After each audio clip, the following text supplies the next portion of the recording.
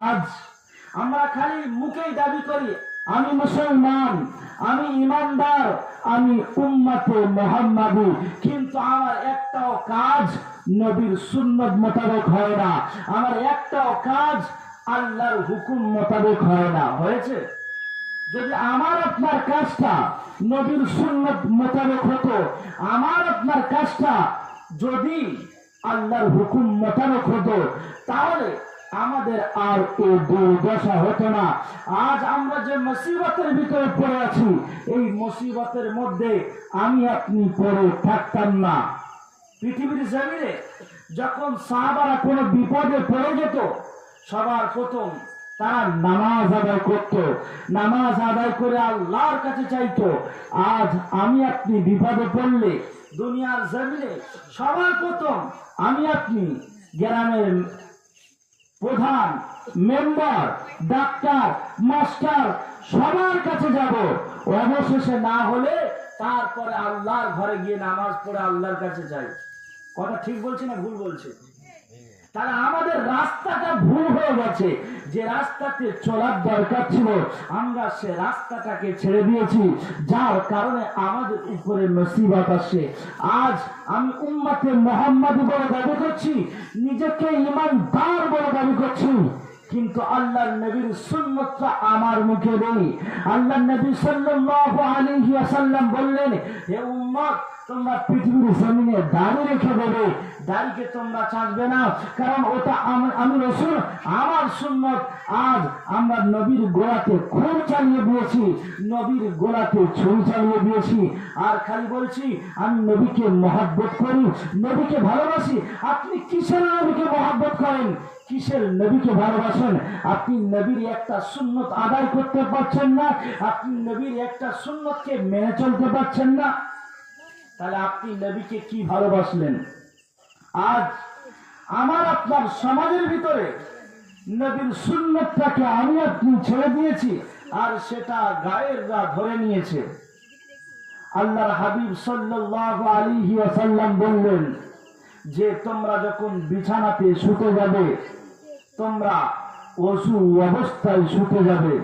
আজ ডাক্তার তারা রিসার্চ করে তারাও বলছে যে যখন মানুষ বিছানাতে শুতে যায়, তখন যদি সে তার মুখ হাত যদি ধুয়ে শুতে যায়, আল্লাহ তাআলা তাকে সমস্ত রোগ থেকে হেফাজত রাখবে। জোরে বলুন না সুবহানাল্লাহ।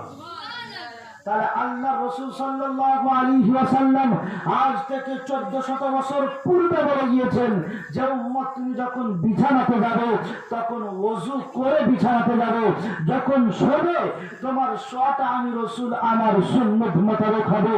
আজ বিজ্ঞান তারা আল্লাহর হাবিবের প্রত্যেকটা সুন্নাত নিয়ে রিসার্চ করছে আর দেখছে যে মুহাম্মদ সাল্লাল্লাহু আলাইহি ওয়াসাল্লাম তো কোনো বৈজ্ঞানিক ছিল না, মুহাম্মদ সাল্লাল্লাহু আলাইহি ওয়াসাল্লাম তো কোন ডাক্তার ছিল না, মুহাম্মদ সাল্লাল্লাহু আলাইহি ওয়াসাল্লাম তো কোন মাস্টার ছিল না, কিন্তু তারপরে এই তথ্যগুলো দিল কেমন করে, এই তথ্যগুলো পেল কোথা থেকে?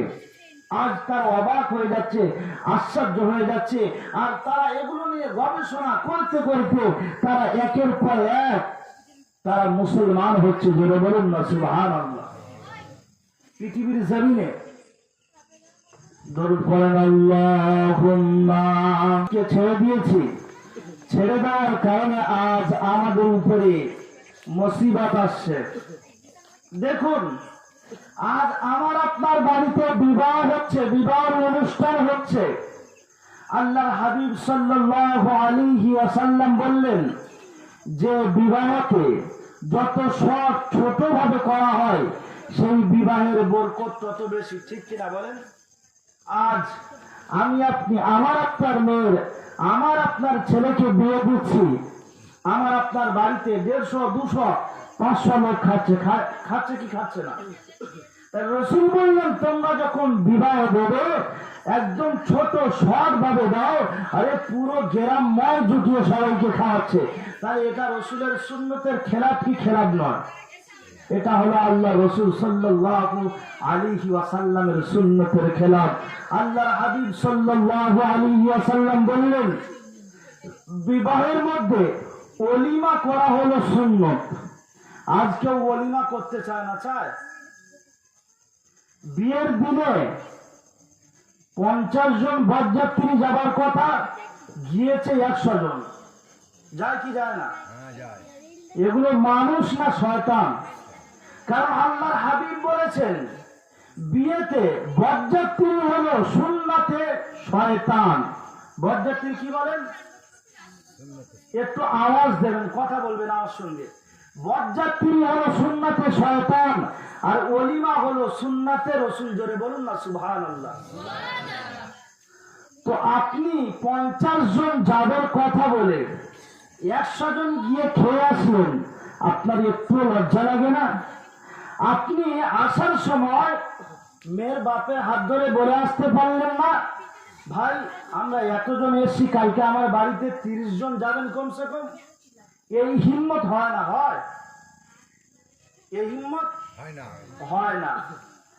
ও সাপ তৈরি করেছে, ছোটবেলা থেকে মানুষ করেছে, এবার সাপটা বড় হয়েছে, মেয়ের বাপের গলা কাটতে হবে।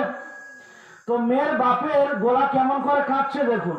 বলে দাবি দেওয়া সেই রকম বেশি কিছু নেই, তো আমার তো থাকবে না, তো আমি তো হাজী সাহেব মানুষ, সেই রকম কিছু বলবো না, ওই যা হবে আমার বড় জামাই জানে।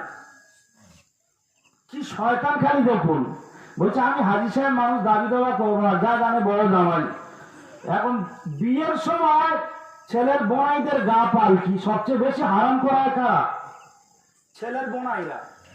ও গোশ খেয়ে এক দাঁতে কাটি দিয়ে ছাড়বে আর বলবে জানিস গোশটা ভালো সিদ্ধ হয়নি। আর হারামখোর, তোর বাড়িতে খাওয়া হয়নি, বিয়ে বাড়িতে লোকের বাড়িতে এসে খেতে এসেও বদনাম হয় কি হয় না?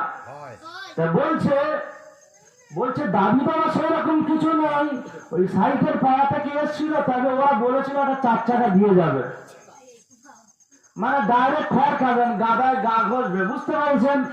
মানে কি 4 চাকার চেয়ে আরো দামি কিছু ওর দিতে হবে। তো বলছে ও তো থাকবে না, আমার থাকবে না, থাকবে কার?